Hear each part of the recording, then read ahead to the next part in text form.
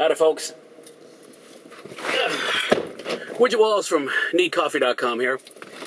Back again for another Wayhomer review. Here's how it works for the uninitiated. I have just left the cinema where I have seen a film. It's back over that way. And I'm going to tell you about that film on my way home. Yes, beeping. So today we're here to talk about Taken 2. Alright, I'm going to strap in here. Alright, so, synopsis, yes? Taken, okay, first of all, okay, synopsis first, because otherwise I'll forget.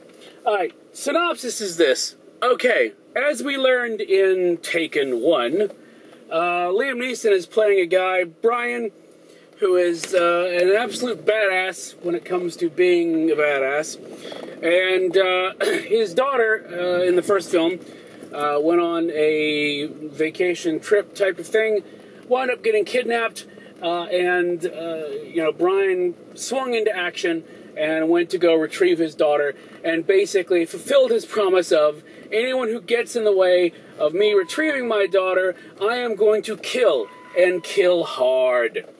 So, and he did. He proceeded to do this, okay? There's the first film synopsis. Second film synopsis is that Brian is still, working out with his family. Not working out with his family, that implies they're all exercising. Working things out with his family, from a standpoint of domestic bliss and or the lack thereof, whatever. And they wind up through, and again, this is all in the trailer, I'm not giving anything away. They all wind up in Istanbul, which is where Brian happens to have been finishing up a job. And they turn it into a sort of family vacation. And as a result of this family vacation, the family of the guys from the first film that got wiped out by Brian, basically fulfilling the promise of wiping them out, decides to come back and get revenge by taking Brian and his family and doing horrible, terrible things to them. So, as a result of this, again, as you saw in the trailer, portions of, and I don't want to give away even what's in the trailer, but Warwick Davis? I will a little, in that portions of Brian's family get kidnapped and some don't, and it turns into a bit of a family affair of the punching and the retrieving of the family members. So there's your synopsis. Now, let me say this. The first Taken film I heartily enjoyed, okay? From the standpoint of the fact that it sort of began this franchise that I refer to as the Liam Neeson punching things franchise. Which I just liked, because there was something so simple about the first film, in that if you don't let my daughter go, I'm going to come and find you and kill you. And then he found them and killed them. I mean, it was literally that simple. But the whole finding and killing, I mean, that was entertaining. It took some doing, and it was at least, mildly inventive. And I remember when I walked out of that film, I thought, I really want them to do a second film, and I don't care if it's just the same film over again. The old Die Hard 2 line of how can the same thing happen to the same guy twice? Don't care. I'm like, I don't care if it's Brian's grandmother. I don't care if it's his next door neighbor. Somebody get kidnapped and have him go rescue them. I would be fine with that. Pretty much the same film over again, because I enjoyed the first film so much. Now, what I can tell you about this latest installment in the Liam Neeson punching things franchise is that it is talkier, it feels longer, it's shakier, and it just feels less satisfying. And I've been trying to figure out exactly why, because it's not like Liam Neeson didn't punch things. He did. It's not like people didn't get shot. They did. It's not like cars didn't get destroyed. They did. It's not like there weren't explosions. There were. So, I mean, I'm the guy who says if you show up expecting something from a film that the film isn't prepared to deliver, not from the standpoint of quality, but from the standpoint of, you know, I didn't show up for this film, for example, expecting high art, right? I just wanted Liam Neeson to punch some things. I think part of my problem is that it took a long time, seemingly long time, for punching to begin, okay? And really, I mean, the fight sequences were so shaky this time. Again, we're still in the era of, if I take this fight sequence that these fight choreographers and these actors and these stunt people have worked probably hours and hours and days to put together, all right?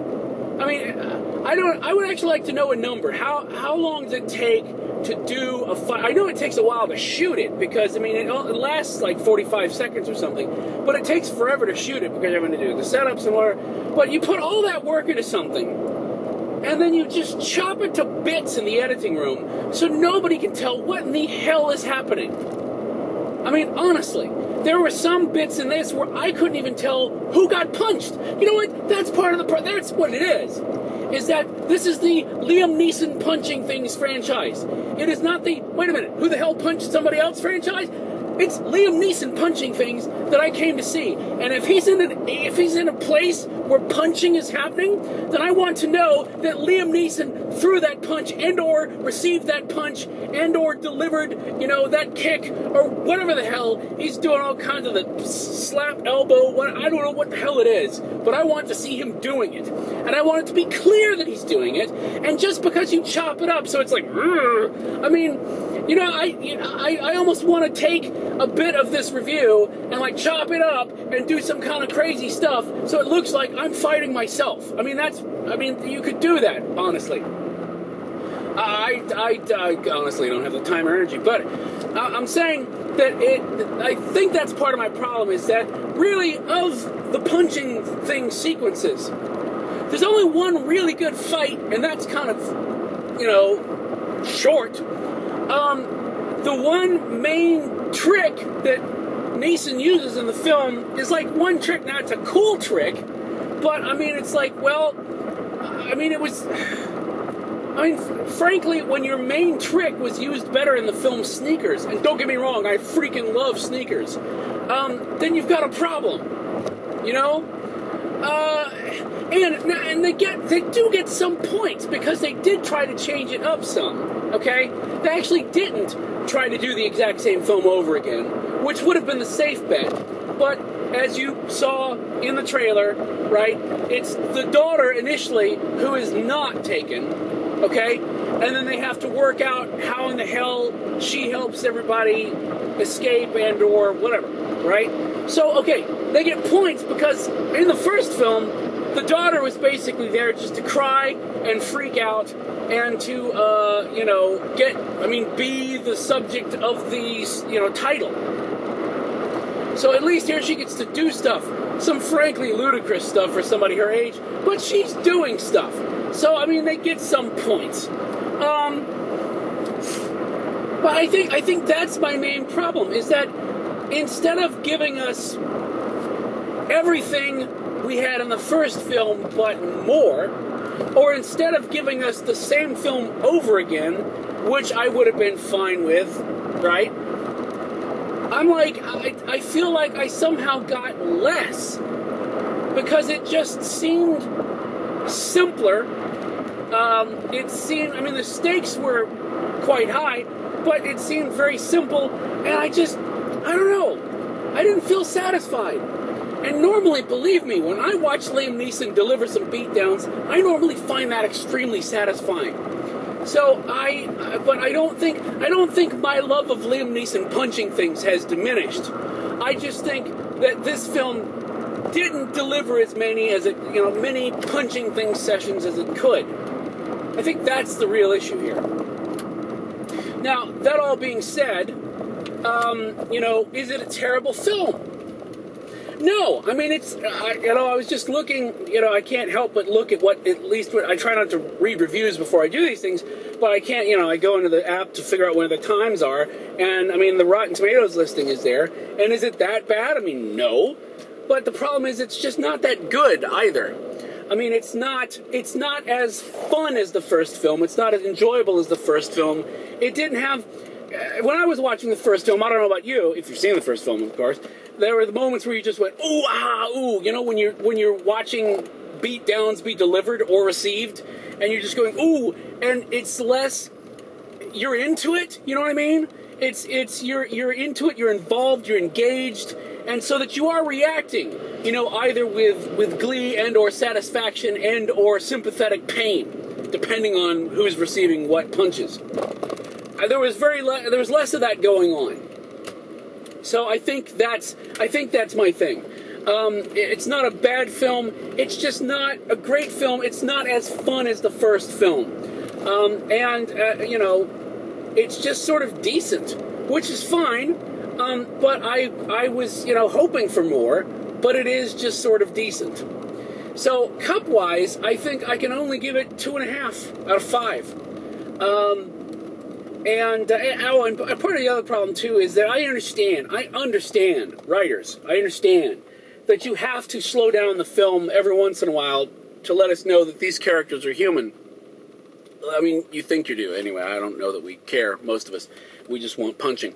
But yeah, I mean, there are sequences in which you want to say, oh, well, you know, they're human beings, and they live and breathe, and they're engaged and whatnot, simply because you want us to stay engaged or something. But, I mean, it's like, and I know those sequences are hard to do because you feel like you're putting the brakes on the film, which you are. So it's a matter of trying to drive and with the brakes on at the same time, which this film doesn't do very well. I mean, those scenes are a bit clunky. So, yeah, I mean, it's 2.5 out of 5. Should you go see it? I mean, I don't know. No, I don't think so. I mean, I think even if you enjoyed the first film, I'm of a mind that you would probably enjoy this film a lot better if you weren't paying cinema prices for it. But if you do decide to go, for the love of all that is holy, do catch a matinee or a morning show or whatever it is, where you are, where it's cheapest. Or, you know what, if you've got a second-run theater in your area, wait and see it then if you want to do it on the big screen. It's not going, you know, it's not going anywhere, so you've got some time. But yeah, that's it. I mean, I would say there's probably some other films out there that you should catch up on, or you no doubt bought the Avengers Blu-ray. Stay at home and watch that for the 15th time. I don't know. Anyway, thanks so much for watching these. I appreciate everyone who tunes in, and I hope you find them somewhat informative and or entertaining. Yes, as always, you can find us at needcoffee.com. If you just watch these, you should come by the website, because we're currently in the middle of 32 Days of Halloween, in which we're posting small bits and full movies, one of each every day. Why? Because we can, and we enjoy it. It's the most wonderful time of the year. So, I actually did that out of tune so we wouldn't get sued. Anyway, so we will see you next time on the Wayhomer Reviews. Thanks for watching. Bye.